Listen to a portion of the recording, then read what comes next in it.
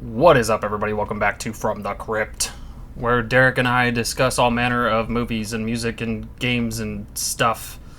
And, we just overall have a good time talking about entertainment things, and we have a good time on here because that's what we do. We are just both a good time all around. So, Yes. that's just how it is. And if you don't believe us, go watch the rest of our episodes. You don't believe us, you're a nerd. Yeah. Filthy nerds. Stupid nerd hair. Stupid nerds. Stupid poopy-headed nerd head. Anyway. Yeah, they're all... yeah. I digress. But, Derek, what you been up to? What you been listening to? What you been playing? What you been vacationing to? Vacationing to St. Louis. And yeah, we had a fun time at the game. I can tell. Got to actually go down on the field, so that was cool. Nice. I haven't seen. I didn't get a chance to look through Karen's pictures she posted earlier, but I'll definitely be checking them out. Yeah, that was just for the City Museum, which I would highly recommend if anybody goes there, whether you are an adult or a child. Wear knee pads. You're going to need them. I remember I walked in and I was like, why the hell are all these old people wearing knee pads? And yeah, I found out real quick why. Because there's a lot of tunnels and stuff to crawl through. Hell yeah. That is absolute death on the knees. Music-wise, though, a lot of Shinedown today and yesterday. A lot of Shinedown today and yesterday. Hell yeah.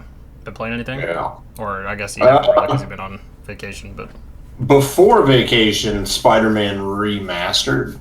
As I'm finishing it, and then I'm going to play Miles Morales, and then I'm going to play Spider-Man 2, stuff like that. So. Hell yeah. Yeah. What about you? How's WoW been going? Dude, Pandaria Remix is like literally the best thing that's come out of World of Warcraft since Legion, hands down. Oh. Dude, it's so fun. Better than BFA. Better than fucking Shadowlands by a mile and a half, obviously. And I would even go so far as to say I'm having more fun with Pandaria Remix than I had with Dragonflight. Even though Dragonflight was a fantastic expansion. I'm not even going to front on that one. But, yeah. But I do think that it is just such a breath of fresh air. Even though it's old content, it just feels so much more fun to play, even though we are going back to something we've already played. Power leveling and just being stupid overpowered is just fun. I can't really describe it other than that. It's fun to do. It's always fun. Dude, we did a guild run the other night of Pandaria Remix raid, and bosses that I remember current in Pandaria that were giving me a headache that we'd wipe on and we took like 10, 15 tries to beat. We were making our bitch in like 30 seconds.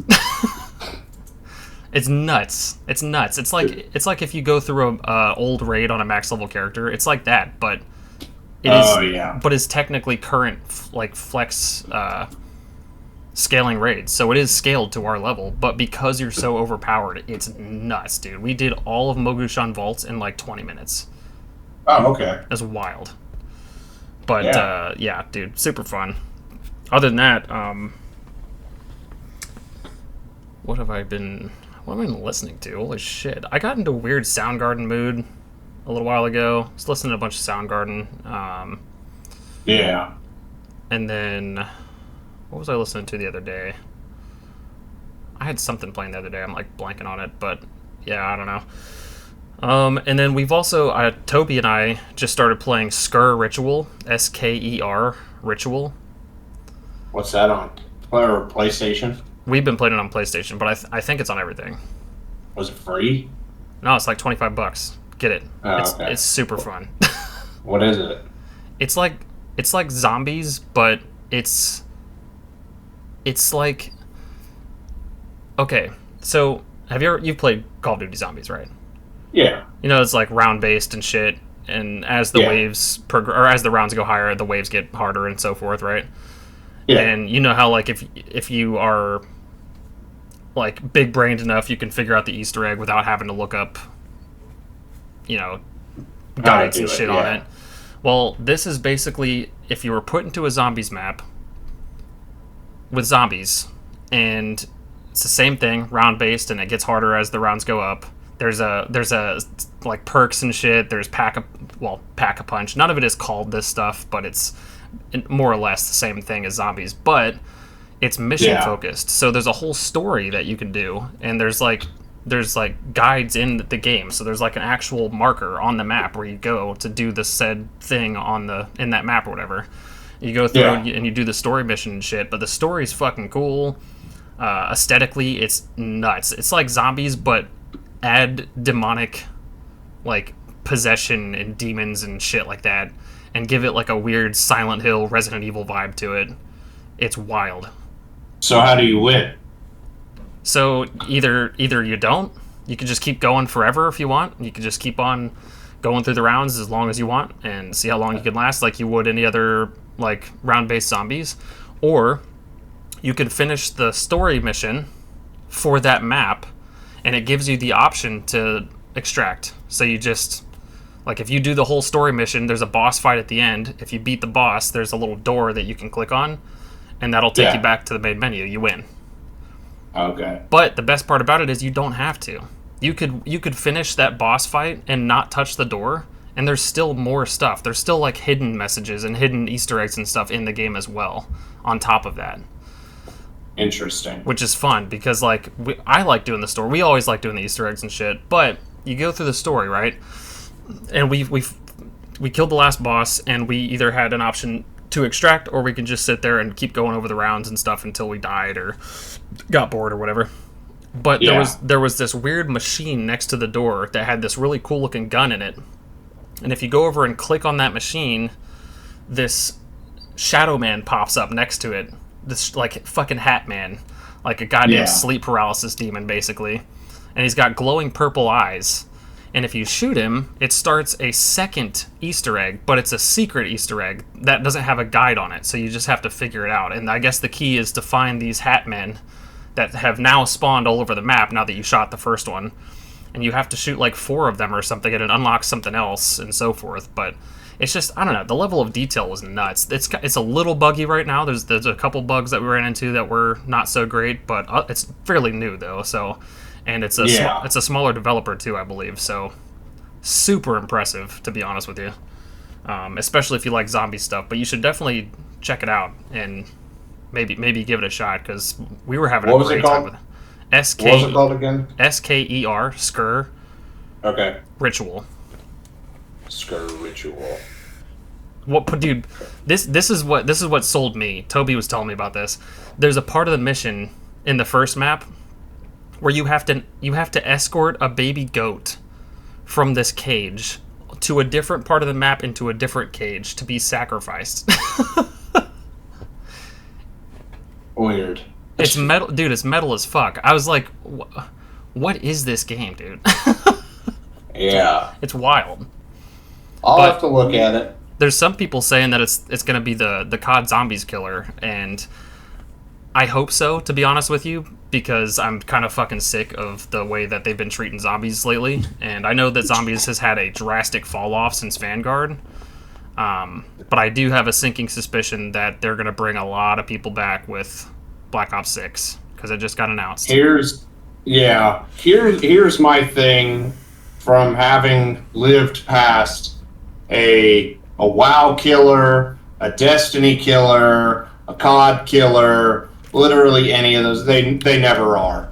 Yeah. They never are. Nothing is going to kill WoW. The only thing that will kill Destiny is Bungie. Yeah. Call of Duty, nothing will kill that. So that when I hear, oh man, this is that next Destiny killer coming up called Anthem. No, you are so... Yeah.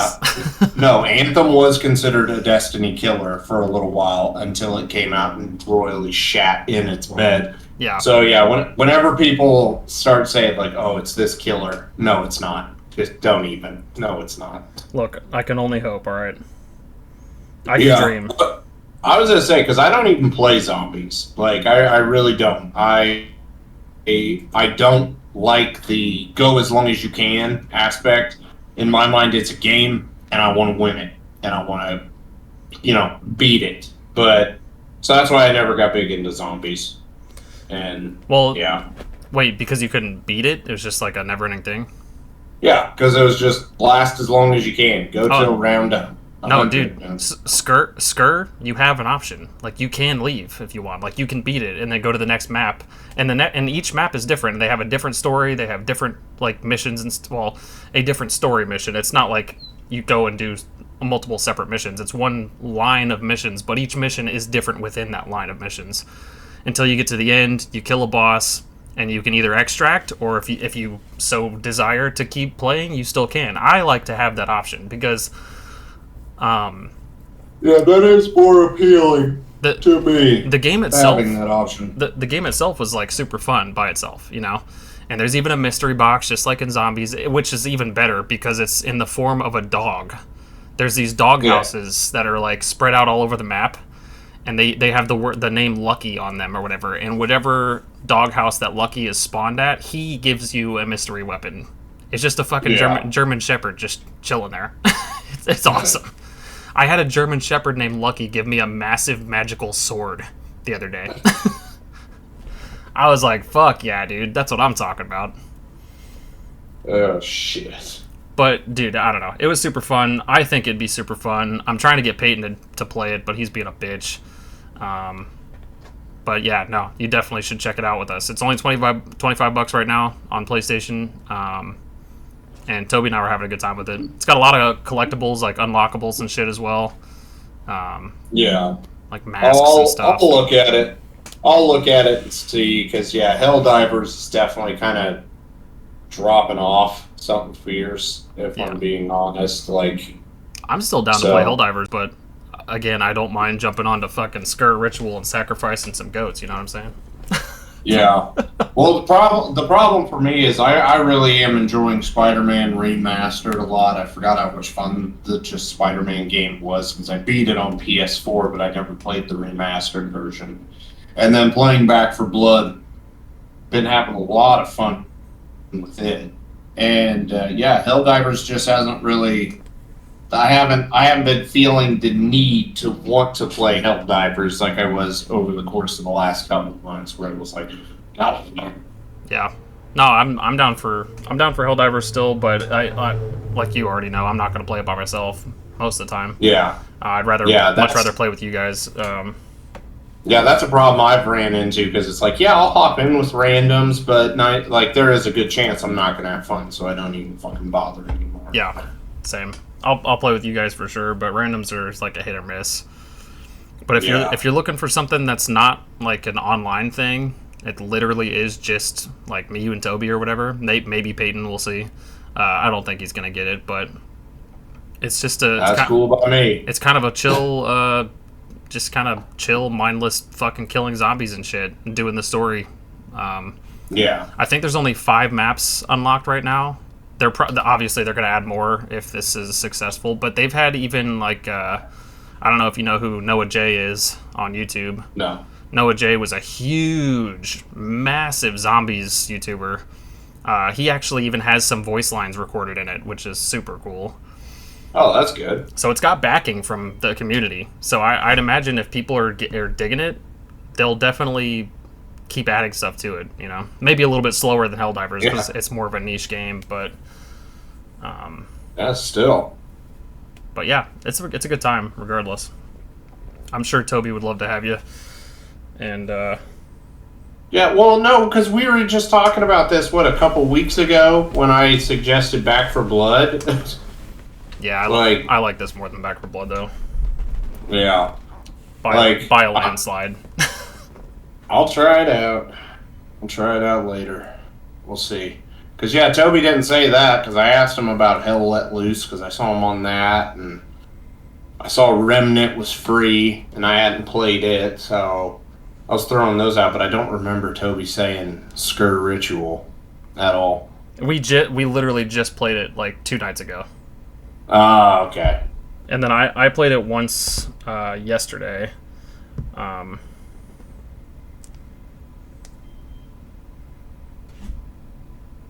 and that was it. Okay.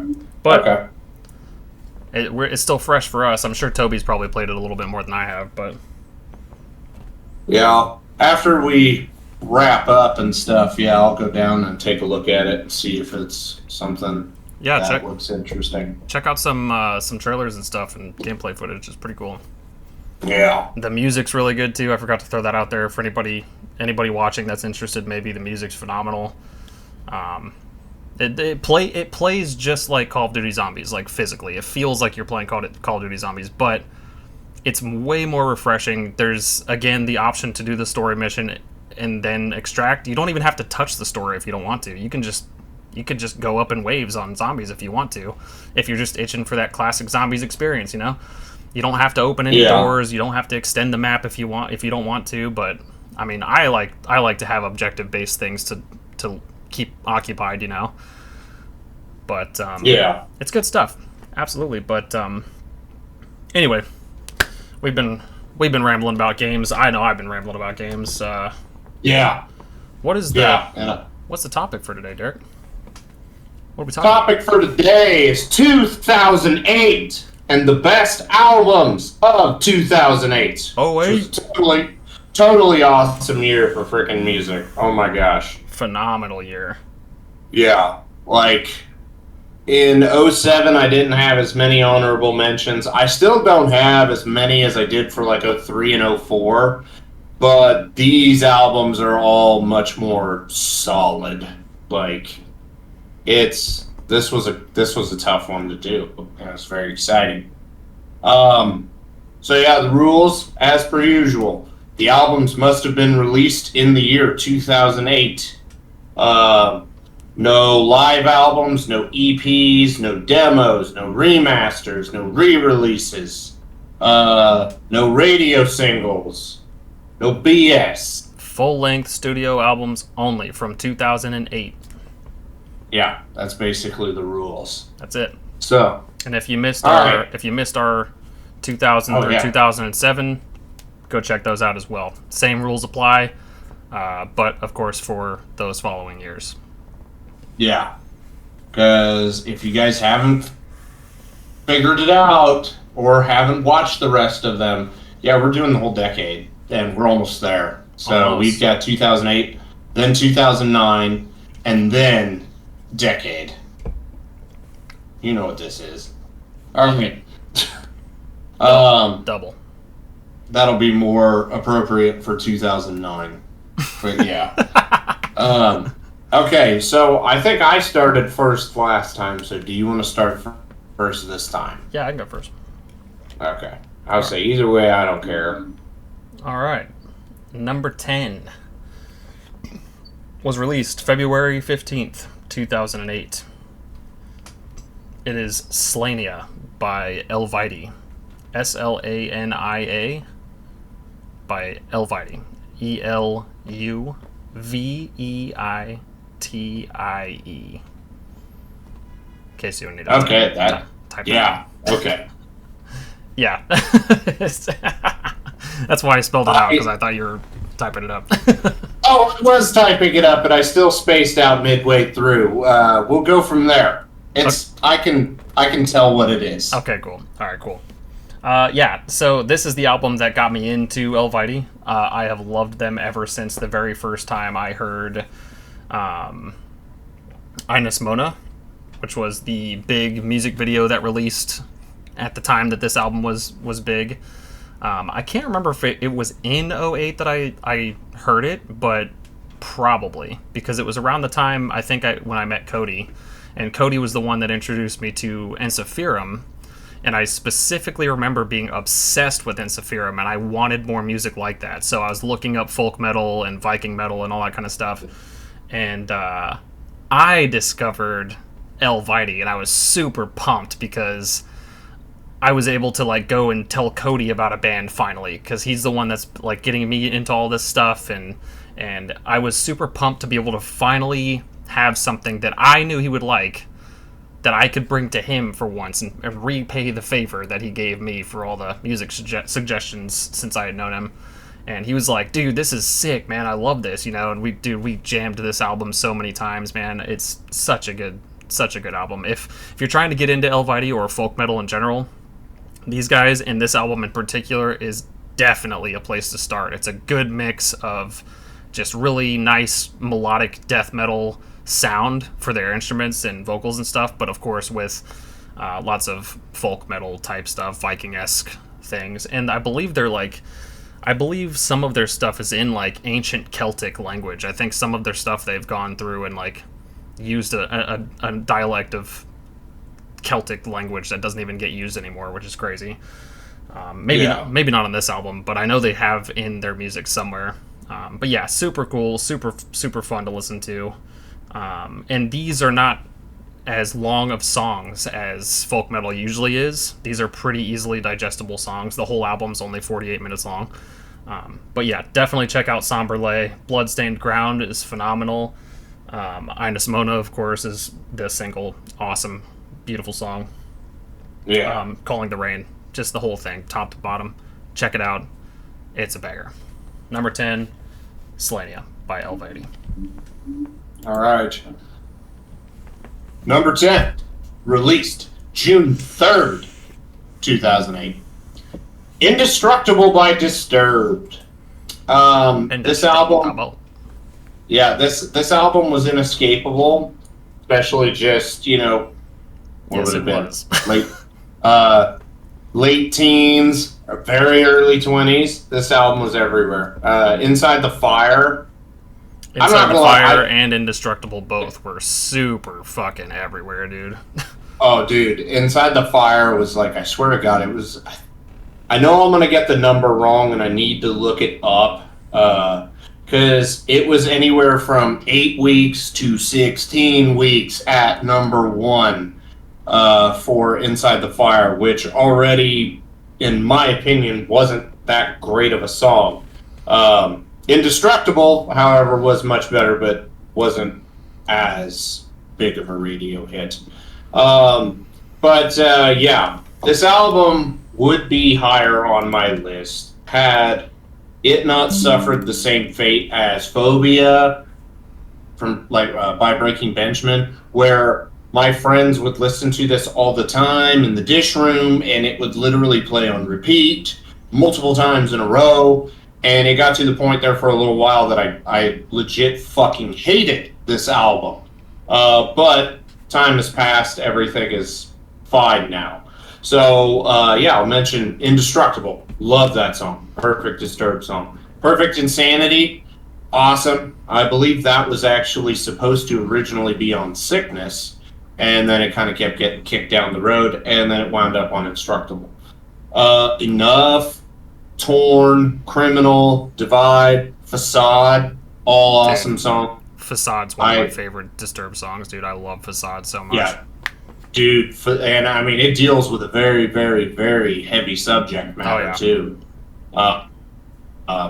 And that's kind of a deeper cut, not a radio single. So a lot of people actually probably have not heard that one song. But yeah. Haunted and Facade are like two of my favorite Disturbed songs, dude. I love them.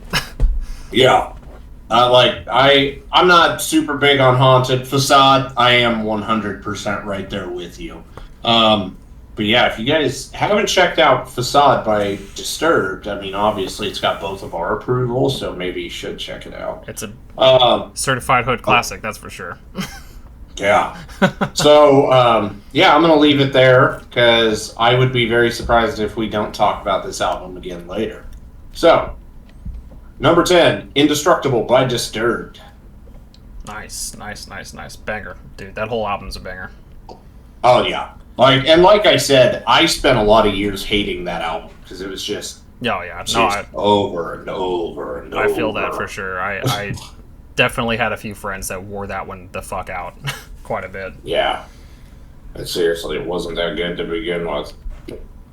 Yeah, I definitely jammed out to Indestructible quite a bit. But all right, number 9 was released June 20th, 2008. It is Holographic Universe by Scar Symmetry.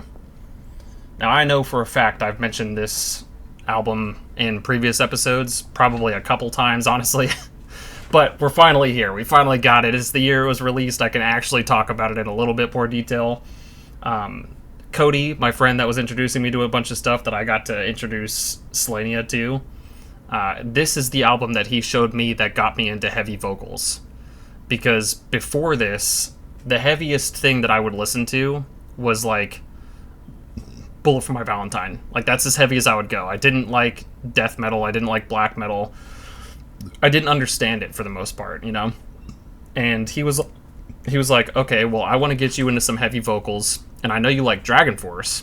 And this is how he described it to me, even though, like, it's probably a backwards way to describe it, because it's nothing like Dragon Force, with other than the guitar work. It's very, very reminiscent, very technical, very fast, you know? But that was how he got my little pea brain to, like, to finally just give in and check it out, you know? So he let me borrow this album. He had a physical copy of it, and I had it in my van forever, because, dude, once I heard it, I was sold. This shit just bumps. So, by any means, if you're trying to get into the heavier scene of music, and it's melodic, it's very melodic death metal, there's even some clean singing in a couple songs, but super easy to get into if you're trying to get into death metal of any kind. And it's just, dude, it hits so hard. But Morphogenesis and Quantum Leaper, both begging, just absolutely insane songs. Fear Catalyst, awesome. Prism and Gate, awesome. Holographic Universe, of course. But Ghost Prototype 2, very last song on the track, starts out with this just crazy clean vocal run by the lead singer, and it's nuts that the gutturals that come out of this man is the same voice as the dude that's singing the cleans on this song. I'm pretty sure anyway. I think it's the same vocalist, but the dude has got so much fucking range. It's nuts, man. And yeah, just a damn good album through and through. Definitely would recommend it to anybody. Holographic Universe by Scar Symmetry, number 9. All right. Okay, number 9, released September 16th of 2008. Overcome by All That Remains. And yeah, dude, no, the way you talk about Overcome is the way I talk about The Fall of Ideals. I love The Fall of Ideals too, but dude, this album is so fucking good. Dude, compared to two, like, if Fall of Ideals and Overcome were hanging off of a cliff and I could only save one, it's Fall of Ideals 10 times out of 10. Like, this album, I really felt was a step backwards. It's not bad, but at the same time, like I said in our 2006 video, go check that one out if you haven't already. Do it. Fall of Ideals is a perfect album, in my opinion. And this left a lot to be desired. And I know I definitely said that Fall of Ideals was the peak for All That Remains, and I stand by it, because then it starts going, okay, Overcome, then For We Are Many, what's the one with Stand Up on it, can't even remember it, so obviously that's a great album, and it just keeps going down and down and down. So this album was still good. I'm not going to say it wasn't. Before the Damned, great opener. I've always been a big fan of Cheer On and Believe in Nothing, Do Not Obey, Days Without, Undone. The album is very good. I would just still say I would recommend Fall of Ideals for somebody instead of Overcome. Overcome has 2 of my favorite All That Remains songs of all time on it. And shit, I have to... 2 Weeks is one of them. Nope. Okay, good. Because I was going to... That was not good. I love 2 Weeks. I do. But that's not one of my 2 that I mentioned. I'll talk about it later. Yeah, you see, I was... Yeah. I was legit never big on 2 Weeks as a song. I still don't think it's that... they've got better songs. Look at anything on Fall of Ideals. I agree they have better songs for sure. But I don't know. I have to give it some credit though, because it's the song that got me into All That Remains. It was like the first one I ever heard, and something about it just made me itch for more of it. So I love it to some degree, you know. But no, there's two songs which I will discuss later, of course. Yeah. Last little tidbit.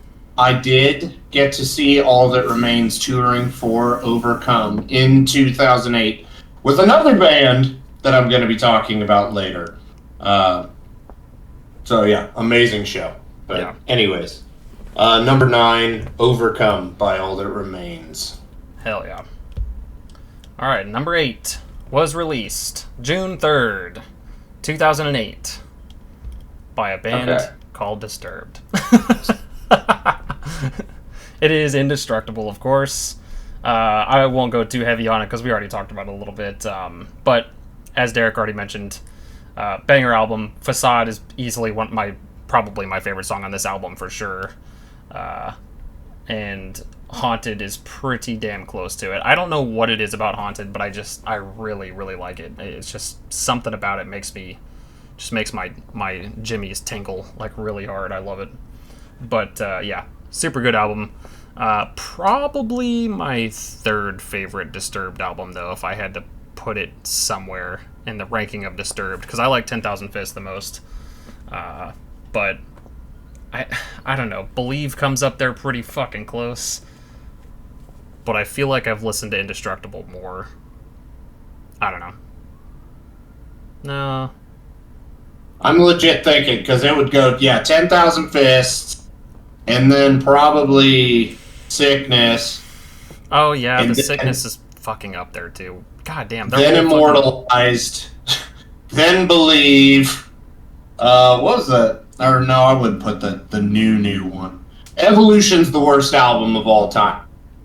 Yeah. And, I don't know. Indestructible for me is further down their discography. I take it back, actually. I spaced on the Sickness for a second. It would be 10,000 Fists, the Sickness, then Believe, and then probably Indestructible.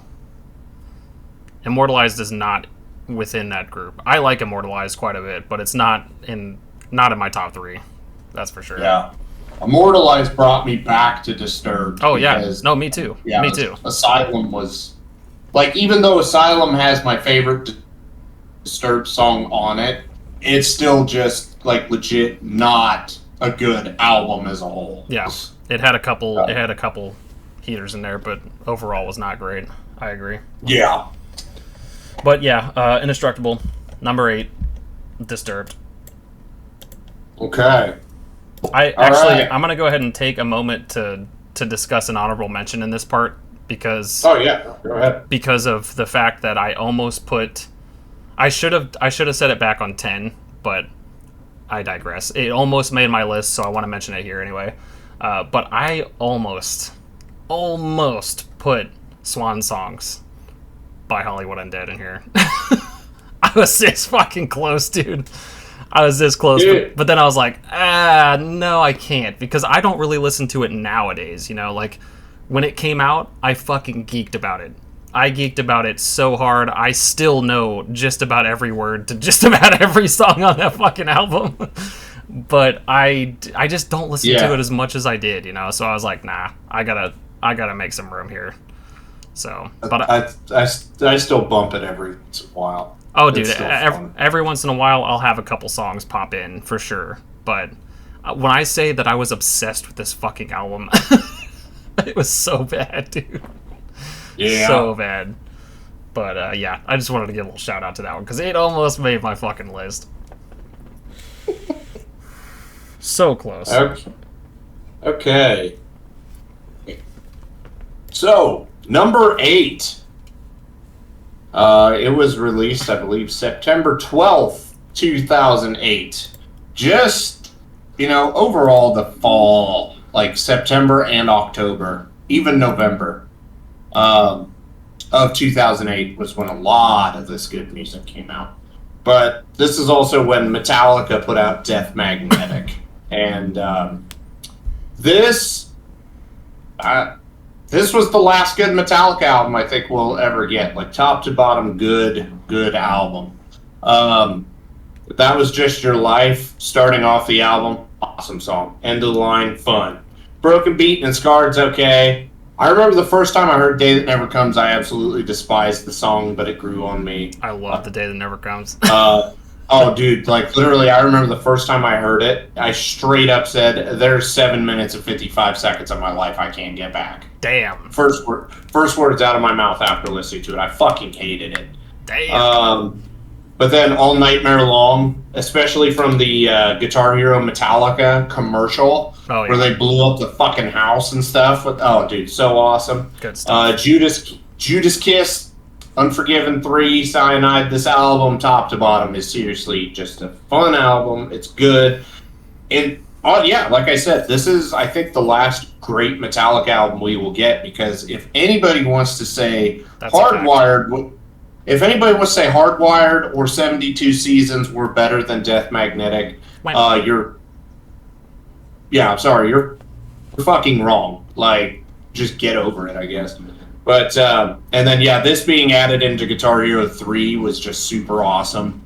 Being able to play the entire album, and then there was an alternate version of Suicide and Redemption, one where Kirk, the one that's on the album where Kirk's playing lead guitar, and then there's the other one where James is playing lead guitar. So, but yeah, can't say enough good stuff about this album. I mean, this was the first album after Saint Anger too, so it didn't have the highest bar to clear, and it still went well over.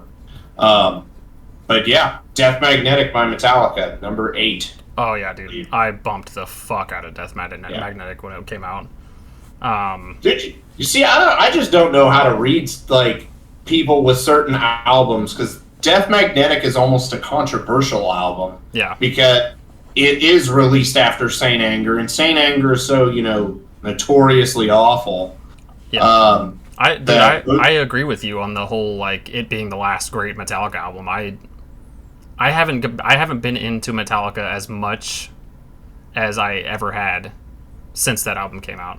Like it. Yeah. That was the last time I really felt excited about a new Metallica thing coming out, because ever since then, anything that they've released, it's just like, oh yeah, it just sounds like Metallica. I don't know what else to say about it. You know what I mean?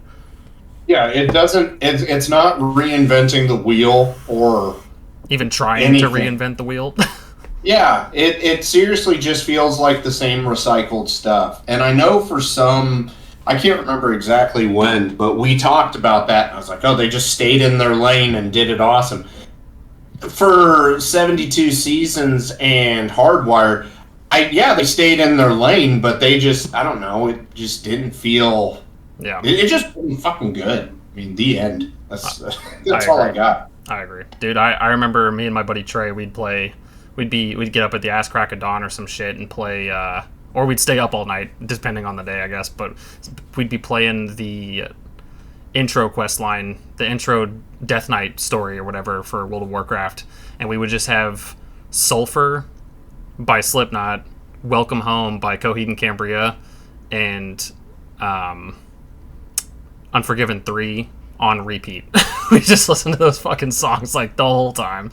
We'd throw fucking All Nightmare Long on there a couple times too, but yeah, we love the fuck out of that album, dude. Okay, I do have one quick story about Death Magnetic before. So my buddy Jamie, that I have definitely mentioned more than a few times throughout this list, when Death Magnetic came out, we were both kind of like, oh, they went with a piano intro for Unforgiven 3, except, unlike the first two where it's just, and then it does whatever. So yeah, he literally cut out the piano part. He cut out most of the intro, which I didn't think he was going to, but he does have an edited version of Unforgiven 3 that starts off with the other one, and then the drum hits, and then James starts singing. Hell yeah. Yeah, it's on my iPod somewhere. God only knows where that is. Hell yeah, that's awesome. Yeah, dude, I fuck with that song so heavy. We listen to that so many times, so many times. But all right, what are we on? Number 7. Yep. Number 7 was released June 24th, 2008. 7. Number 7.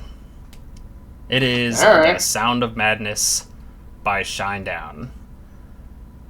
This is not quite the same as my feeling for Death Magnetic, where I think it was their last. Actually, I do think it was their last great album. I do think they've had good albums since then, though. It's not the same as Metallica, where I felt like Death Magnetic was that's it, and that's all we got since then. I do think that Shinedown has had many bangers since this album, but this is the last album by Shinedown that I really, really, really, really, really gravitated to. Again, had a physical copy of it. I had a physical copy of Death Magnetic as well. I still have it somewhere. When I was in my band back in the day, we fucking covered Sound of Madness, the self-titled song. And dude, this album slaps. I have nothing but good things to say about it. Call Me, fucking amazing song. The Crow and the Butterfly, of course, not nearly as good as some of the other singles, I don't think, but of course Devour, Sound of Madness. Yeah, it's just damn good album, man. Damn good album all around. And I listened to it a lot. But yeah, that's all I got. That's all I got for this one. I also have a sinking suspicion we're going to talk about this in a little bit as well. So, number 7, Sound of Madness, Shinedown. You cheeky bastard. Okay. So, all right. Number 7, released November 18th. There's a couple different albums released on November 18th. This is the first one. The New Game by Mudvayne. Okay. I could have seen that one, yeah. I guess. What can I say about this album? It wasn't as good as Lost and Found or End of All Things to Come, but this album was still really, really freaking good. Oh, you know what? I should have wore my shirt I got when I saw Mudvayne in 2008, because I'm just rocking Terrifier today. I got my Temple of Yog-Sothoth shirt. Yeah, it has like Chad's face on the side of it, all clown makeuped up, which you got to watch a New Game music video. You bet that. And it's just got Mudvayne down the side, and it's like, want some candy on the back of it, referring to a New Game. Nice. Do What You Do was the main radio single. Peaked at number 2, I as far as I know. fuck out of that song too. Oh, dude, so good. Do What You Do so is good. So catchy, man. That shit will get stuck in your head for weeks. Dude, and so they put Doughboy on this album, which is obviously very Shining influence, but that appeared previously on By the People for the People, the EP, and whatnot. But yeah, dude, this is like Fish Out of Water, freaking a New Game. Which I will say, I do have a complaint with that song. I really wish songs would just end. I don't want the slow fade out. And the song A New Game, it's 5 minutes and 3 seconds. You could have cut this at 4:20 and it would have been A-okay. The Hate in Me, Same Old, Never Enough, We the People, Scarlet Letters was a big one. Have It Your Way, basically just talking all kinds of mad shit on George Bush, which, you know, that's the time period we were in when that was happening. Mm-hmm. But yeah, this is a very, very good Mudvayne album. It is not my favorite Mudvayne album, but I would still definitely encourage anybody to check this album out. Oh, yeah. Because Mudvayne is the shit, and we eagerly await new Mudvayne, which hopefully we'll get something this year. We'll see. That'd be cool. Yeah, number 7, The New Game by Mudvayne. Just do what you do, what you do, what you did to me. Now I'm stuck in between a rock and nowhere.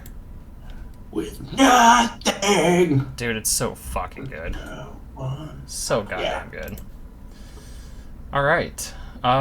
This one's a little bit more of a deep cut, honestly, but it deserves a spot on this list nonetheless because I think it is super underrated, and it wasn't until fairly recently, like within the last 3 years or so, 3 to 5 years roughly, that I really, really, really appreciated it for what it was. And then also finally being able to see these guys live and perform a couple of the songs from this album solidified that for me.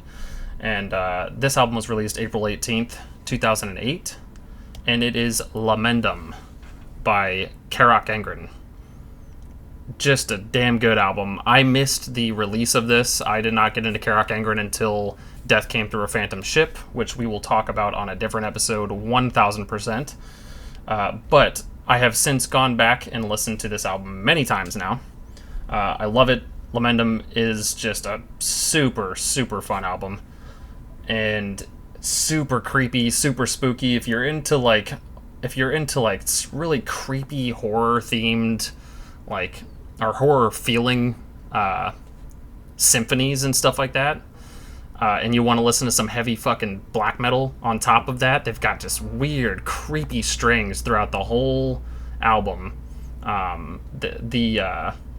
The opening of this is like, I'm pretty sure it's the opening of the album. It's just this girl running through the woods, panting frantically, and then it ends and immediately goes into the next song, and it just like takes your breath away, dude. It's fucking insane. Listening to this album by yourself at night in a dark room or in the woods or some shit, it would give you anybody chills, dude. It's so fucking good. If you like spooky shit, you like some heavy metal, check it out. Lamendum by Karak Angren, number 6. Man, I hate it when you do something like really fucking heavy and like awesome at your like number 6, for instance, and then I've got my number 6. And I'm like, kind of a bitch. But anyways, released November 18th, 2008, and no, I know it's the same date as the last album. Dark Horse by Nickelback was released. Yeah, now you're getting that comment a little bit more. You get Karak Angren, and I'm talking about fucking Nickelback. Anyways, so let's talk about this album. Just wait until my next 3 are even heavier than fucking Lamendum. Hold on, let me. Yeah, that's gonna. Or sorry, my next 2 are heavier than Lamendum, and Lamendum's pretty fucking heavy. Okay, yeah. Nickelback, Dark Horse. Oh, that fucked me up, dude. I'm not even laughing at the fact that it's Nickelback. It is just funny. The contrast is just fucking wild. Because you already know your boy likes Nickelback, but oh yeah, shit. Oh yeah. God, that was this album took a really, really long time to grow on me. Because the first single was Gotta Be Somebody, and that song still sucks. I'm not going to pretend it doesn't. That's a fact. But Just to Get High, holy shit, that is a deep, deep song. That one speaks to Derek on a spiritual level. Oh, dude, just because, yeah, like, I've got a friend that is, like, he was bad into drugs and stuff like that, and at the time, I won't even lie, I felt like that song was written about him. Like, yeah. Thankfully, you know, this was, 16 years ago, so he's turned his life around since, but at the time, God, it was just not good. Hell yeah. I'd love to see it. Burn It to the Ground was awesome. Something in Your Mouth was a fun song. Next Go Round. Yeah, I already said Just to Get High. Shaking Hands. Sex. This Afternoon is just a good party song. Like, just drunk, playing beer pong. That comes on, everybody just starts singing it. Everybody's happy, having a good time.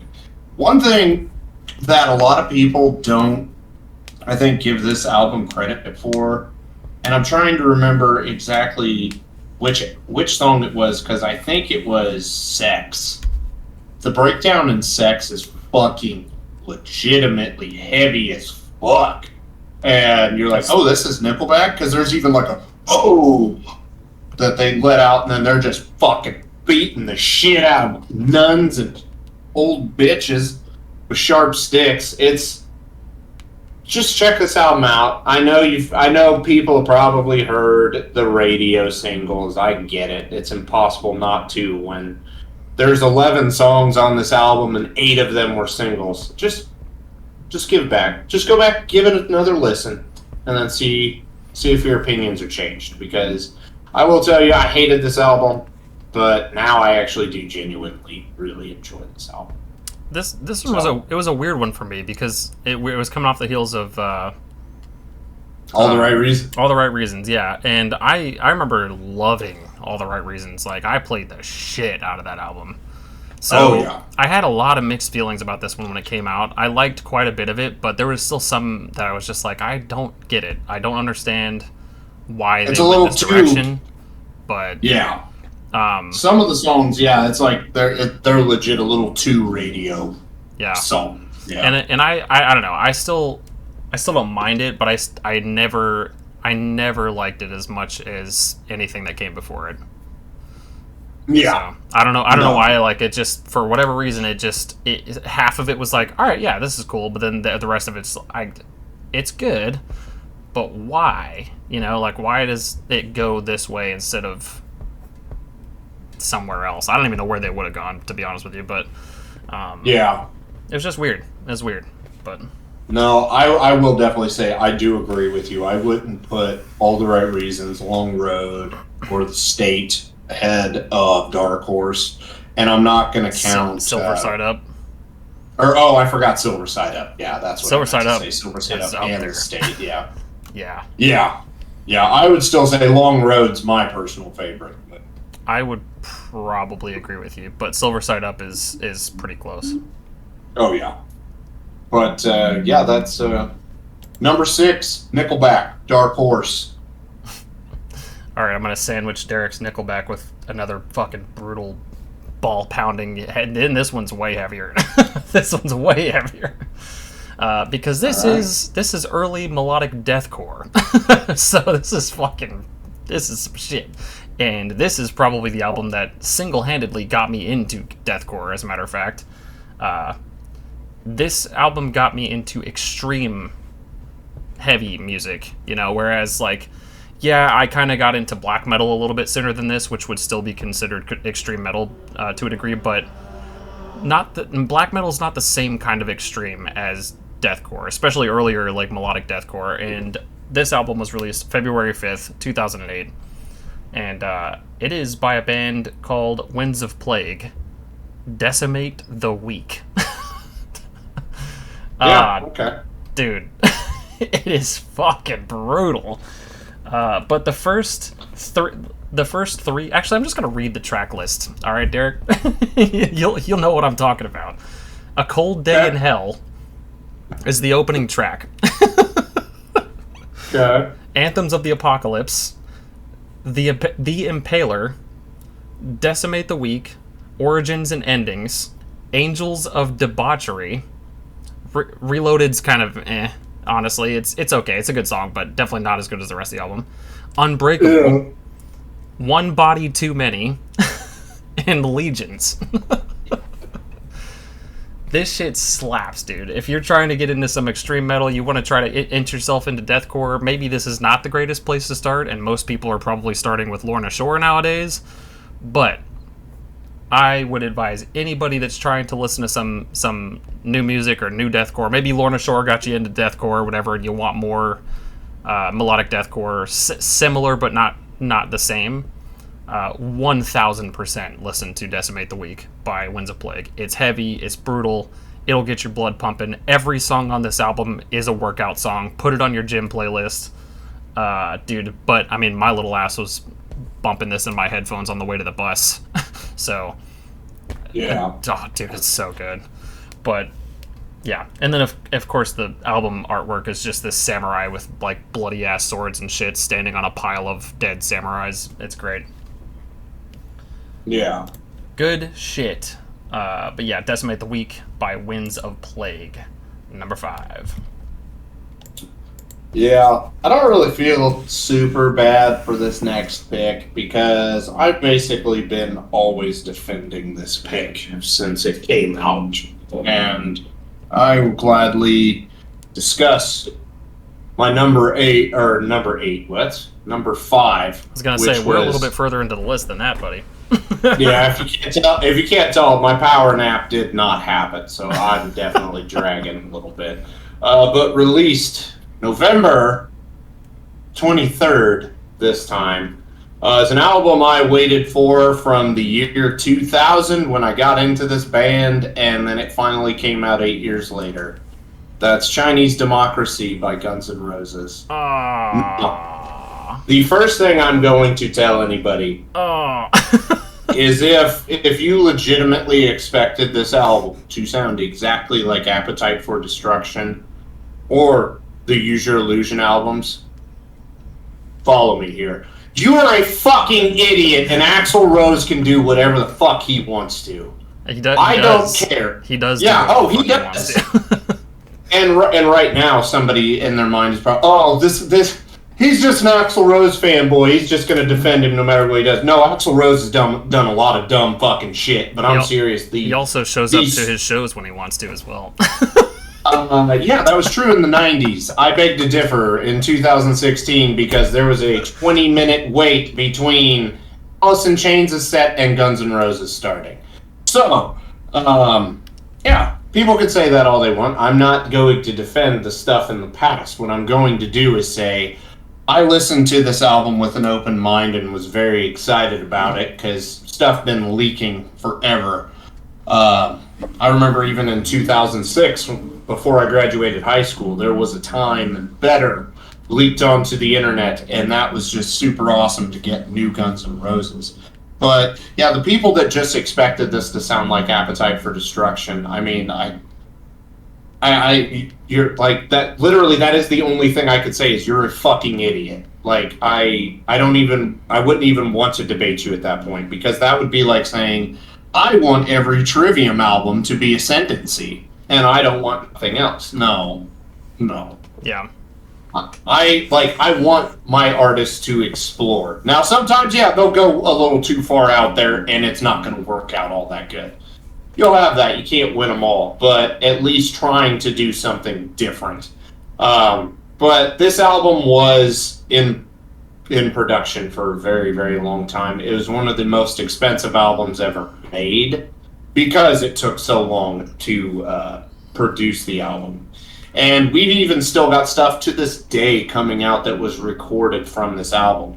Like, what was it? Last year there was Hard School, The General came out a few months ago. Perhaps came out before that, I believe. But some other songs off of the album. Shackler's Revenge was on Rock Band 2. Super fun to play. I say this with the utmost respect because I love Buckethead. But man, fuck you, Buckethead. For Jordan and your work on Chinese Democracy, it's so hard to play. Like I said that with the most respect I possibly could. I still call it the blues, because that's what it used to be, but now it's called Street of Dreams on this album. Catcher in the Rye was a good one. Scraped was probably Scraped and Sorry were the only two songs that, when this album finally came out, they were first listens for me. Other than that, everything else had leaked over the course of the years. Like back in, it was either 2001 or 2002, they played at the MTV Movie Awards. They played Madagascar at that, and I think maybe Chinese Democracy too. I can't remember. But yeah, this album gets a lot of shit, and people just want to hate Axl Rose. And I guess seriously, my overall message to them is just fuck off. Number 5, Chinese Democracy, Guns N' Roses, and Proud. I got nothing against Guns N' Roses. I do give you shit for it, but I'm not like. Okay. I'm not huge on Guns N' Roses, but I do like them. I grew up listening to most of their discography that they had out. My mom's first show ever was Guns N' Roses, so naturally I had a lot of Guns N' Roses in my life. My cousin Wiley, who I lived with for several months, he loved Guns N' Roses. He still loves Guns N' Roses. So yeah, no, they've been in my life. It sounds bad, but I've had to make it a point to, like, literally, like I said, I've been defending this album since before it even came out, and I have gotten into those arguments with people. Like, I remember I was at a buddy's bachelor party, and they started talking about Chinese Democracy, and I was like, yeah, it was actually a pretty good album. I liked it a lot. And then this dumb drunk motherfucker just literally went on a tirade about, it's not Slash, it's I wanted Appetite. Like, I'm not even joking. This actually happened. And I was like, you're just a fucking idiot, and I'm not going to waste my breath on you anymore, because Do you want to hate this album? That's fine. That's your prerogative. Do you? But that ain't how I'm gonna roll. Chinese Democracy had Better on it, right? Yeah. Okay. Just making sure I got that right. I remember listening to it. I don't remember if I ever bought it. I know I may have bought it, or my mom may have bought it. I don't remember, but for whatever reason, Better is standing out in my head for some reason. Like I could hear the chorus in my head. Yeah.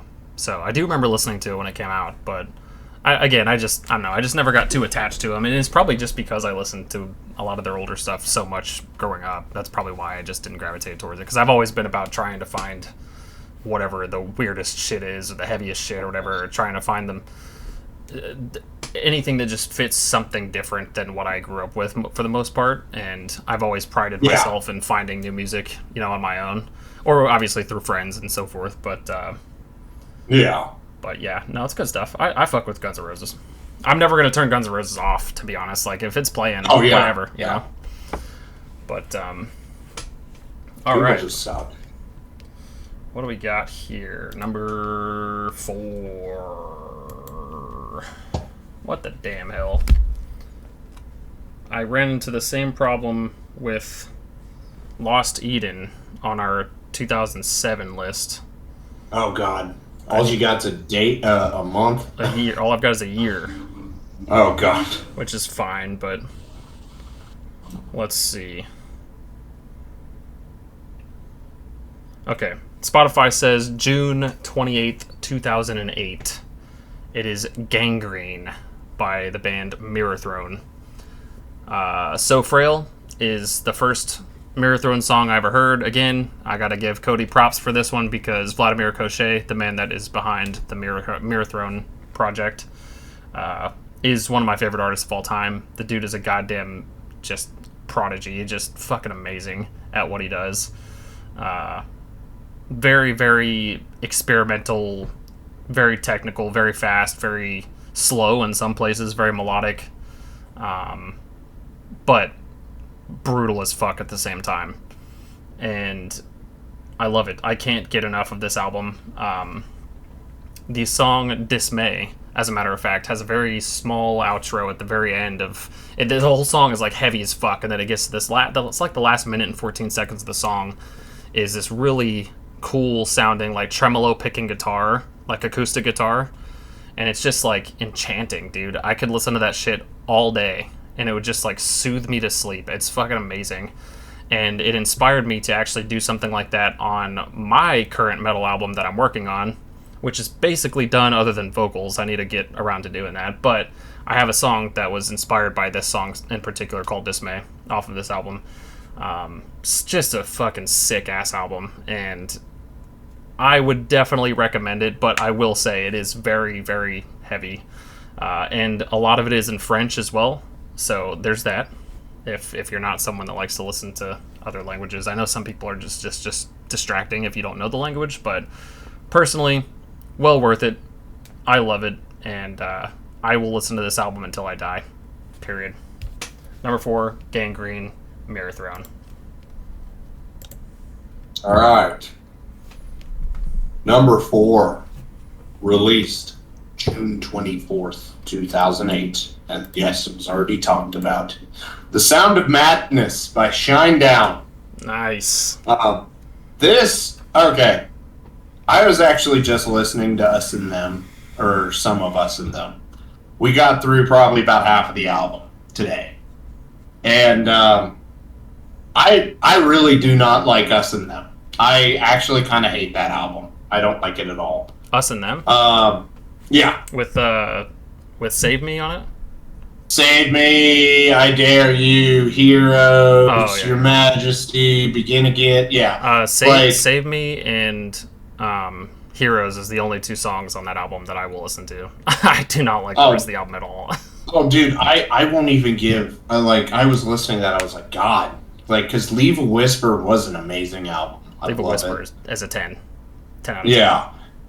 And Us and Them was just so garbage. And I'm not sorry for saying that. That album is just bad.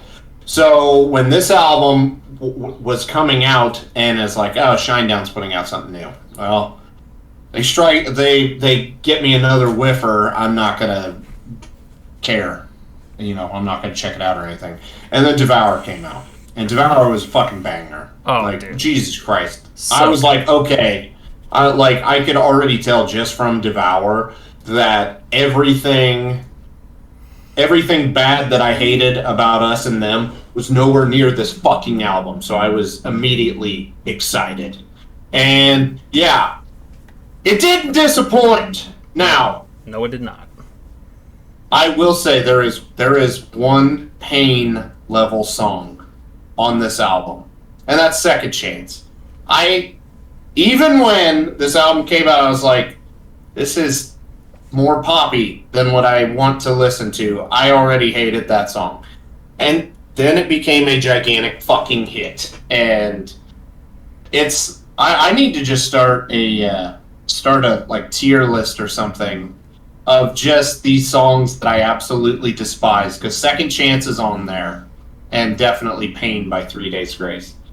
But you've got title track Sound of Madness, Cry for Help, Sin with a Grin, What a Shame, another hard hitter, Cyanide Sweet Tooth Suicide. I fucking really love that song because I saw them. It would have been, what is this, June 24th? They were at Steamboat Days in 2008, and it was the year that the Mississippi flooded. And I think they were able to play their set, and then no bands played the rest of the week. Steamboat Days was basically canceled. Damn. So they did play they played a good bit of shit off of this album, because I know they played Cyanide, Sweet Tooth Suicide, Cry for Help, Call Me, Devour. Those are maybe Sin with a Grin. It was mostly, and we were like at least 2 weeks out from the album. So they were playing all this new stuff. It's like, oh shit, yeah. Like you said, Call Me, that was amazing. If you only knew, I'll even give that one a go, because even though it's a ballad. But Brent Smith's lyrics, I don't know, he just finds, he's just a master with words in my mind. I love Shinedown. I definitely disagree with what you said about this being like their last like really good album, because I kind of fell off again by the time Threat to Survival came out.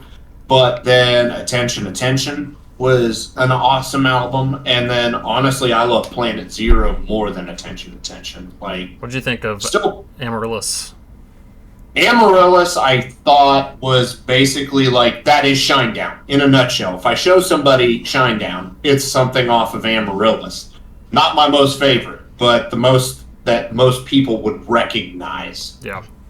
Oh, dude, if like, I'm introducing somebody to Shinedown, I'm showing them Leave a Whisper any day. Oh, dude, yeah, but Amaryllis, like, they still, like, on Leave a Whisper, they still hadn't got their feet wet yet. But by Amaryllis, they had their sound. Like, It was like that. But, Amaryllis is good. I think it's definitely not as good as Sound of Madness. I agree. It's better than that garbage called Threat to Survival. I'll say that much. Yeah. I don't know. I don't know if it's just because I fell off of my Shinedown kick at that point, but Sound of Madness was like the last album that I really, really, really liked a lot. I liked Amaryllis quite a bit, but not even close to as much as Sound of Madness. And then after Amaryllis, I was just like, it's all good. It's good. It's cool. I'll listen to it, but it's not anything that I was obsessed with like I was with Sound of Madness, or Leave a Whisper for that matter. I would definitely say listen to Planet Zero. I did listen to a little bit of Planet Zero because I remember you mentioning it before we started doing our top 10 of that year. Yeah. You mentioned it to me. I started listening to it. I don't know if I ended up finishing it or not, but I like it. Like I said, I like just about anything Shinedown's ever put out other than most of Us and Them. And I don't even think I heard of the album that you mentioned just a second ago.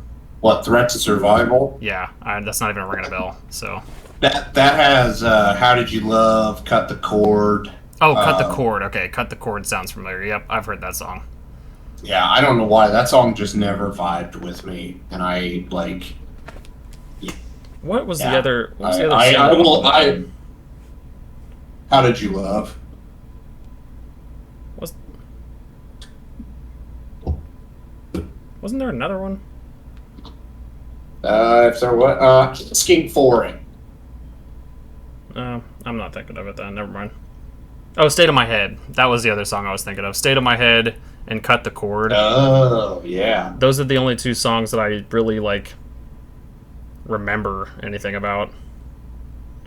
And State of My Head, for some reason, is one of those songs that's, like, super catchy and it's okay to listen to, but it's one of the songs you don't want to get stuck in your head just because, like, Yeah. it's just... I don't know. It's annoying to get stuck in your head, whereas, like, Do What You Do, fucking groovy, man. I love it. It sounds great. And I don't mind having that stuck in my head, you know what I mean? Same with Devour. Yeah. Devour is also super catchy, but I have no problem with it being stuck in my head. But State of My Head, dude, state of my. Oh my god, dude. No. Yeah, no. Can't do it. Let's just move on. Let's hear what your number 3 is. Shine Down, number 4. Yeah. Number 3 was released September 16th, 2008.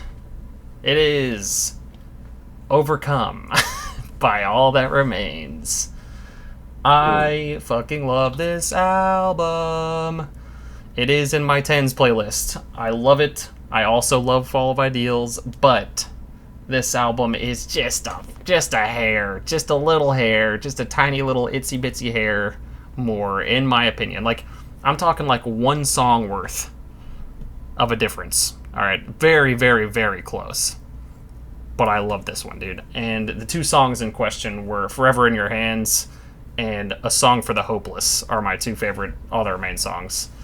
A Song for the Hopeless is just such a back and forth bipolar ass song that I don't know, I love the hell out of it because it's just super chill and melodic and soft and everything, and then it's just I'll destroy the memories one by one, dude. And then it just beats the shit out of you, and then it goes back to the soft, and then it beats the shit out of you again, but it's a loving beat the shit out of you because it's just, I love it. It's so good, and yeah, dude, I listen to this album so many times. I will, until I die, I don't care. I fucking love this album.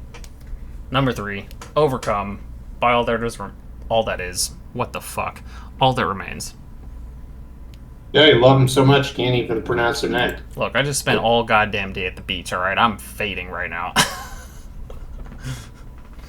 Oh, man. Yeah, all I'm going to say is my prediction's looking pretty good right about now. Huh? Ain't that something? It is something. I'm still All right. curious about yours. Okay, so number 3, released September 23rd, 2008. It is Shogun. Number And truly- 3? Yeah. What the fuck? Oh, yeah. What the fuck? Dude. No, as I previously mentioned, I saw All That Remains in 2008. It was with Trivium touring for Shogun. So, yeah, I got to see them open with Kirsuit Komen, which was... God. We'll take their fucking heads. I still have regrets from that concert because there was a shirt based off of Into the Mouth of Hell We March, and I was dirt broke and could not buy it. I think I know what shirt you're talking about, too.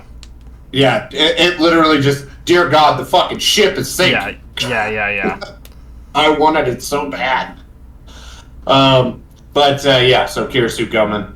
Torn between Scylla and Charybdis, Down from the Sky, Throes of Perdition, Insurrection, Into the Mouth of Hell We March. Yeah, I don't know why I'm bothering even talking more about this album, because Jacob's probably going to tell you about it with his number 2 spot. And it's number... What spot? Is it 2? What spot is it? Is it 2? What's your guess? I'm gonna let you guess. I'm guessing it's number 1, but that's... I'd be... Anyways, we're going to be talking about this album a little bit more. So, number 3, Trivium Shogun. Thank you. No, thank you. Dude, I fucking love Trivium so much. I love them. I love them. Oh, yeah. All right. Number 2. Drum roll. Was released September. Okay, yeah. No, I'm just kidding. It was released January 28th, 2008. It is Scream and Fire by Bullet for My Valentine. Okay, that's actually legit what I thought. So, I just want mad props for guessing your top 3 100% correctly before we started recording. You did. I will give you that one. He got my top 3 in order before we started recording. That's how good I am. That was pretty solid. Right? You don't That's pretty solid. with this. However, you couldn't have guessed the rest of my list to save your life, I guarantee you, because I had some fucking deep cuts in that bitch today. Yeah, no, that was never going to happen yet. There's something, I don't know, something about these 3 albums, and obviously we'll talk about number 1 here in a little bit, but something about these 3 that are just like the pinnacle of what I like about melodic metal in general, and metalcore specifically. I am a metalcore kid, dude, at heart, and I always will be. But, yeah, Scream and Fire, of course, Eye of the Storm, Hearts Burst into Fire, Waking the Demon. Last to Know was another one that Last to Know and End of Days were, like, 2 really big fucking songs for me. I loved Last to Know and End of Days. And, Oh, wait, hold on. You said this was your number 2, right? Yeah. Oh, okay, hold on a second. Yeah, I totally spaced out. Number 2, released January 28th. Bullet for My Valentine and Scream Aim Fire. Okay, anyways, continue talking. Nice. Sorry. Okay, yeah, I was gonna say, I don't think I totally this is your zoned number out 1, for a but second. alright. Totally zoned out for a second. However, I definitely could have seen this as your number 1, so I wasn't gonna say anything. But, yeah, Take It Out on Me, super fun. Say Goodnight. Say Goodnight is just, like, awesome. And then even in the deluxe edition, which I'm not sure if it was released the same year or not, but of course. Oh, we'll just talk about it. This is the one where I make an exception. You talk about this deluxe album. Jesus Christ. All right, so of course the extra songs, Road to Nowhere, Watching Us Die Tonight, One Good Reason Why, and Ashes of the Innocent. Ashes of the Innocent is one of my favorite Bullet for My Valentine songs of all time. I fucking love it.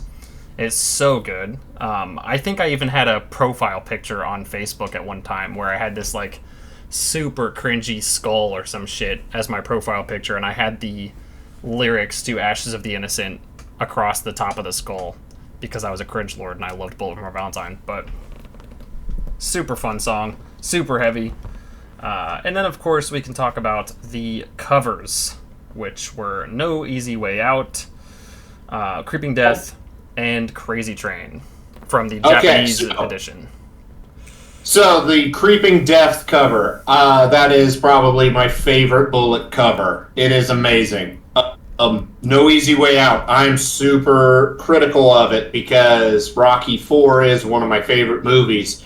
I wanted more screaming in No Easy Way Out. I did not get it. I was not satisfied with that cover. But I agree. Death made up for it. I agree for sure on the more screaming thing. I was kind of hoping for it. I'm not as big of a Rocky fan as you are, but I was definitely hoping for some more screaming in that as well. However, I still bop the fuck out of that song. I still do. However, I think as far as their 2 Metallica covers that I'm aware of that they've done, I think I liked Welcome Home more, but their Creeping Death is also really fucking cool. Oh, dude, just the whole time instead of the dun, dun, dun, dun, dun, dun, dun, dun, just having everybody just already just die right out of the gate. Man, that shit legit gets my blood pumping. Oh yeah. No, dude. Bullet for My Valentine has never been bad at doing covers, even with No Easy Way Out. It's still a good cover by, like, a cover standpoint, even though I agree it definitely could have had a little bit more heaviness to it. But I don't think I've ever heard a bad Bullet for My Valentine cover. Domination, Pantera, Jesus Christ. Oh yeah. That shit's insane, man. But yeah, dude, I could go on for days about Scream and Fire. I'll give you the reins for a little bit. Yeah. So immediately, I just want to talk about "Last to Know" right out of the gate because that is one of my favorite fucking Bullet songs. Holy shit! Last to Know is so good, dude. Yeah, just it literally is the fucking dick punch that you need, and like take it out on me, like you said. Yeah. Eye of the Storm. Whenever I am driving in a storm or lightning, or it's on every single time. Waking the Demon. Eye of the Storm. Oh, dude, so damn catchy.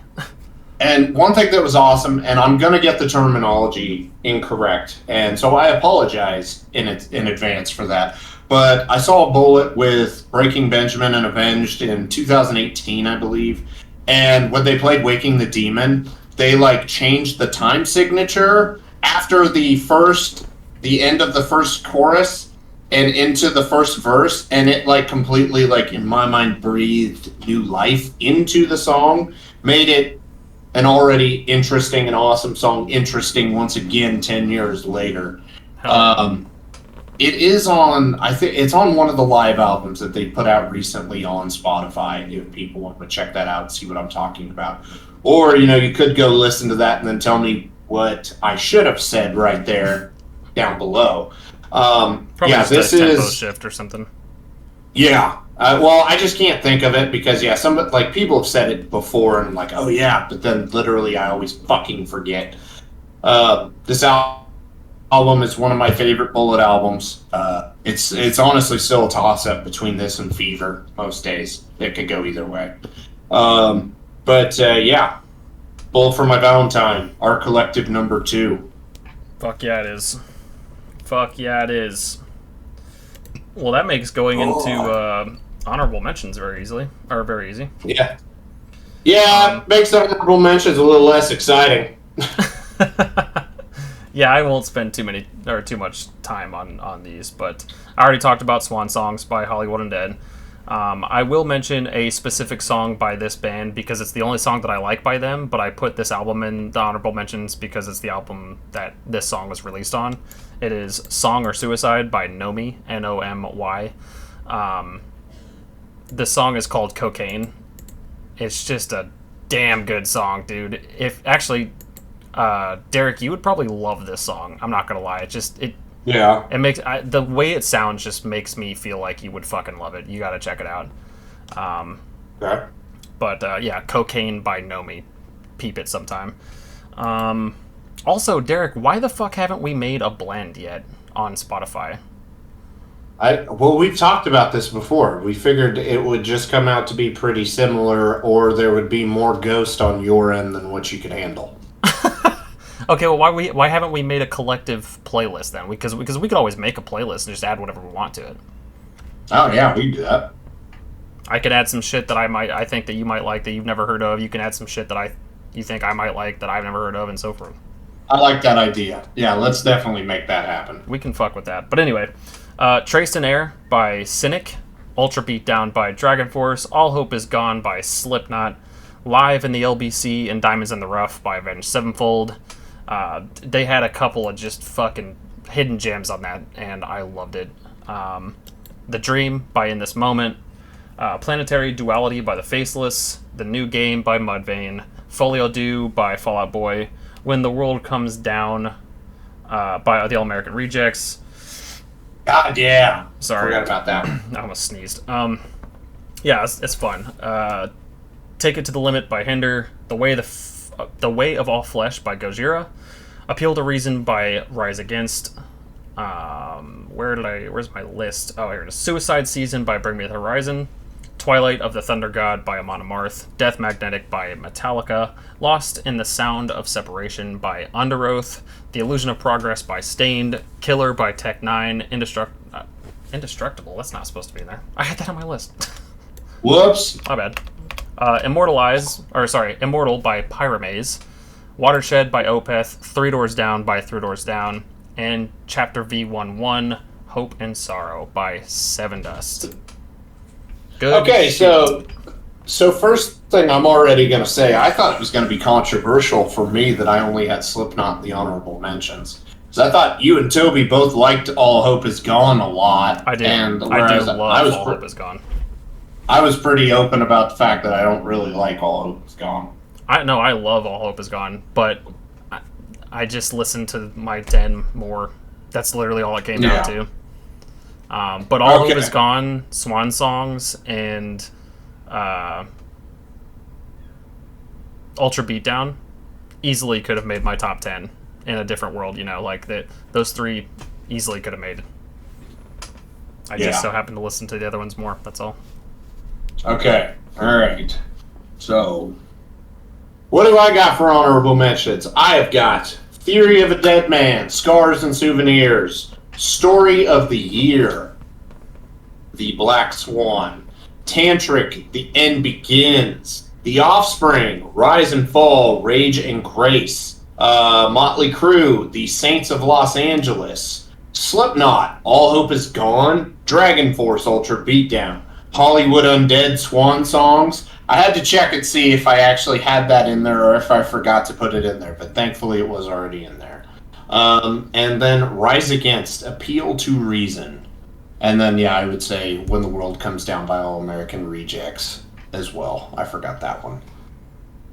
Okay. Yeah. I don't have any worst album of the year.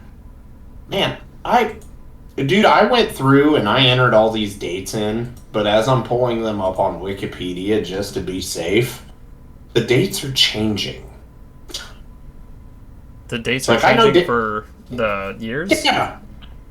Yeah, just the release date for songs, because I'm off by a couple days. And I'm like, no. I'm not pulling random numbers out of my ass. I want to be as accurate as humanly possible. But so we're curious right now, aren't we? Couldn't even begin to explain to you what my number one is. No one could ever guess what it is. Yeah. No, I was talking about mine. Oh, I definitely can't guess yours after all that. So it has to be a deep cut, or I'm missing something. I don't know. Did I say it in my honorable mentions? No. No? Yeah. Is it a hymn? I think you. Is it a hymn album? Nope. Did I say it in my top 10? No.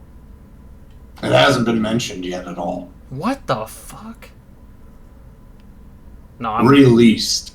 I'm blanking. September 1st of 2008. Number 1. Guitar Gangsters and Cadillac Blood by Volbeat. I would not have guessed that. How? Because I listened to a collective of 5 Volbeat songs. I don't even think about Volbeat half the time. I listened to a lot of Volbeat. I should have known that. I knew you listened to a lot of Volbeat, for fuck's sake. I seen Volbeat live with Metallica and Avenged Sevenfold back in Newton a couple years ago. Oh, I'm fully aware because I was in California when that shit was happening, and I'm still pissed to this day about it. And I even got to go see the original Nightmare on Elm Street house and get engaged, and I'm still pissed I missed that show. Yeah, I took that one. I took my dad to that one for I can't remember if it was his birthday or if it was a Father's Day thing. But me and my dad got to go see Metallica finally together. We've been talking about that since I was a baby. And it finally happened. So, one thing I will say, and I'm sure you're already going to say the same thing too, because I've seen Volbeat twice, and both times I was not fucking impressed with Volbeat live, at all. Volbeat was pretty mid, honestly. Yeah. So, obviously not judging live performances, just what's in the album. Yeah. This album, I fucking love this album. When me and a buddy were driving back from Pittsburgh in 2011, we had 2 albums to listen to. Guitar Gangsters and Cadillac Blood and Beyond Heaven Above Hell. Because those are the only 2 albums he had. And for some reason, we didn't have phones. So, for about 11 hours, listen to this album and the next album in line.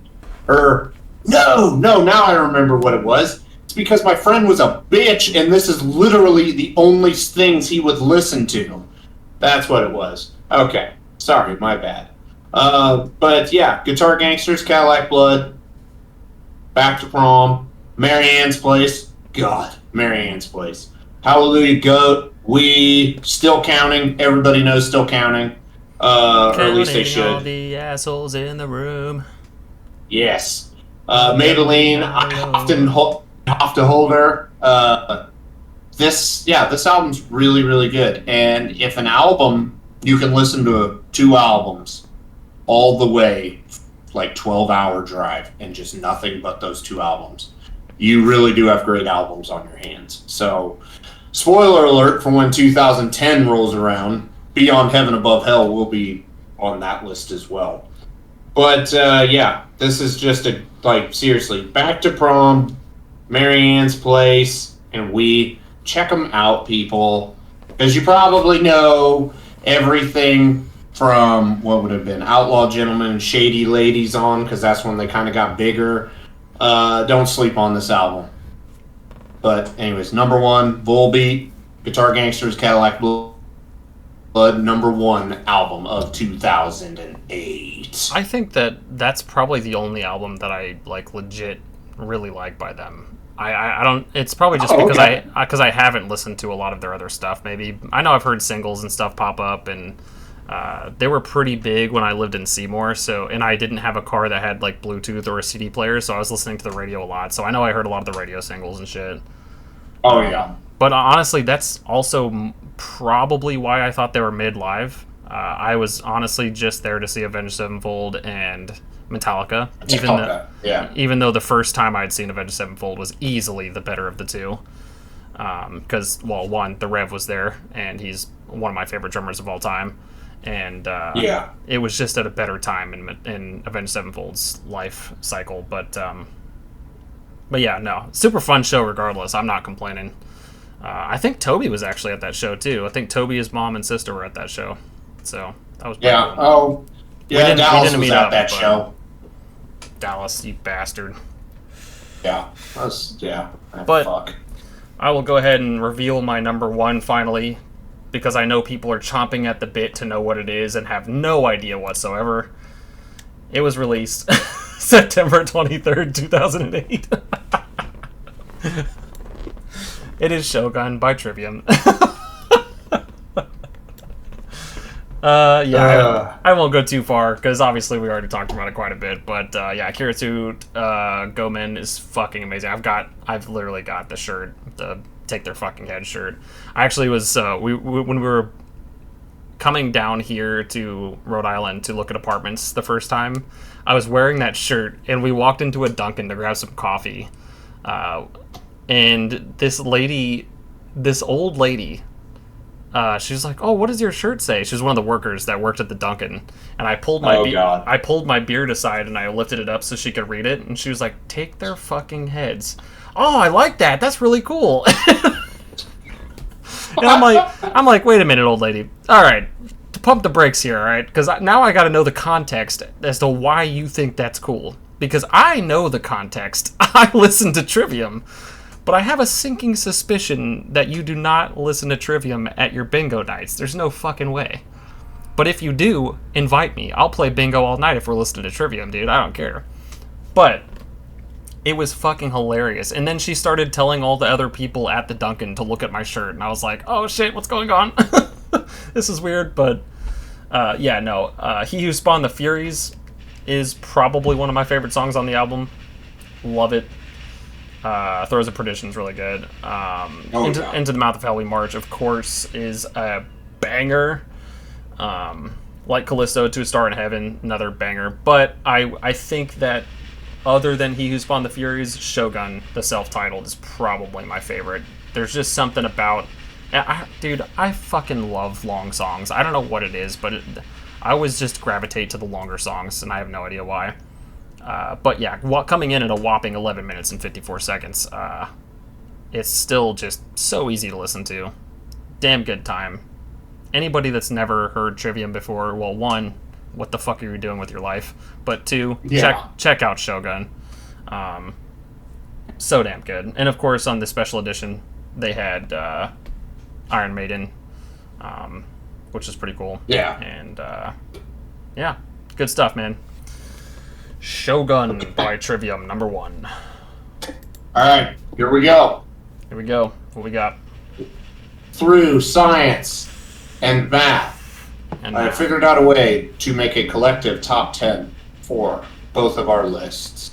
So, at number 10, Nickelback, Dark Horse, snuck in there. Number 9, Karok Ingrid, and Lamendam, or what? How do you say it? Lamendum. Lamendum. Okay. Lamendum. Boofed the fuck out of that. That's all right. Okay. No, it's a different language. I get it. Sorry. I should also be saying they both have 5 points apiece. Number 8, Winds of Plague, Decimate the Weak with 6 points. Number 7, Guns N' Roses, Chinese Democracy with 6 points as well. Then Mirror Throne, Gangrene with 7 points at number 6. Number 5, Volbeat, Guitar Gangsters and Cadillac Blood with 10. Number 4, All That Remains, Overcome with 10 as well. Hell yeah. Number 3, Shine Down, The Sound of Madness with 11 points. And then your basic 1 and 2, because they're tied with 18 points. I wonder. Trivium Shogun and Bullet for My Valentine, Scream, Aim, Fire. Yeah, I could have seen that one coming. I knew they were going to be pretty high up. I seriously was not thinking about Volbeat. I don't know why. I didn't even have my honorable mentions just because, I don't know. I even had a couple of Volbeat songs on like mix CDs. I remember banging them back in the day, but yeah, I don't know. Maybe it's just because I thought so highly of Bullet and Trivium being there. I thought we were going to have a connection again. And we kind of did with Bullet, I guess, but fucked me up on number 1, dude. God damn it. You shouldn't have been surprised because ever since you came to this area, it's always been at first I was Ascendancy and you were Shogun. Like I was like, I don't really like I like Shogun, but I like Ascendancy way more. So when this year popped up, I was like, I know you're number 1. I love Shogun, dude. I since re-listening to it, I think it was last year or the year before that, and I listen to it all the time, but for whatever reason that year I re-listened to Ascendancy, and for whatever reason that time hit me a little bit harder than it had before, even though I've always loved the album. That time just like flipped a switch, so now I go back and forth between Ascendancy and Shogun like constantly. I don't know what it is, but they're both bangers, so. Oh, whoops, I went into the wrong thing. Yeah, but it looks like that will do it for the 10 best albums of 2008. We have got one more to go, and then we got our decade list. So make sure to like, comment, and if you would subscribe, we would both greatly appreciate it. And then also make sure to check out those other videos, because there's plenty of totally bitchin' music that you are definitely missing out on that you should. Look, times are tough. You need to treat yourself. Go watch those videos. Do it. Be like, oh, I forgot that album even existed. Somebody out there, I hope, is going to be like, yes, Cold Year of the Spider is getting some love. Yes! But, yeah, check those videos out. Make sure to comment down below. Whose list did you like better?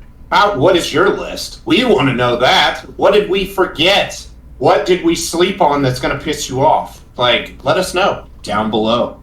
Let's talk about it. Let's do it. Yeah, let's talk about it. Let's get the discussion going. But yeah, good to go. You got anything you'd like to add? Stay tuned for next week. I believe next week is when we're doing.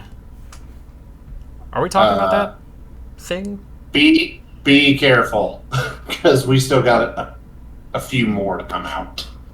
Before we do the one that we talked about before we start recording with Toby? Well, now at this point, I'm confused. The one we started talking about that we're going to do with Toby. Yeah, that's before the next one. Like, this is the next one.